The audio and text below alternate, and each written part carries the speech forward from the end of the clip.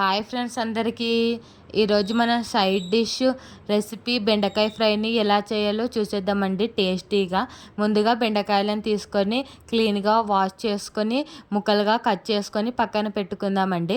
ఒక బాండీలోన డీప్ ఫ్రైకి సరిపడా ఆయిల్ వేసి అది హీట్ అయ్యాక మనం ముందుగా కట్ చేసుకున్న బెండకాయలను బాగా వేయించుకోవాలండి.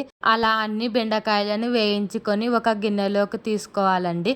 అదే నూనెలోన పల్లీలు కూడా వేయించుకోవాలండి.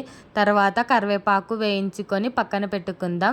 ముందుగా మనం వేయించుకున్న బెండకాయల్లో కారము, ఉప్పు, ధనియాల పొడి, వెల్లిపాయలను కచ్చా పచ్చాగా దంచి వేసుకొని మనం ముందుగా డీప్ ఫ్రై చేసుకున్న పల్లీలు, కరివేపాకు వేసి బాగా కలుపుకుంటే మన సింపుల్ బెండకాయ ఫ్రై రెడీ అండి. ఇది సాంబార్ లేకైనా పప్పు లేకైనా సైడ్ డిష్కి చాలా అంటే చాలా బాగుంటుందండి. ఒక్కసారి ఇలా ట్రై చేస్తే అస్సలకి మర్చిపోలేరు, అంత టేస్టీగా ఉంటుందండి. ఈ రెసిపీ ఫుల్ వీడియో కావాలంటే కింద లింక్ ఇచ్చాను, చెక్ చేయండి. Thanks for watching this video.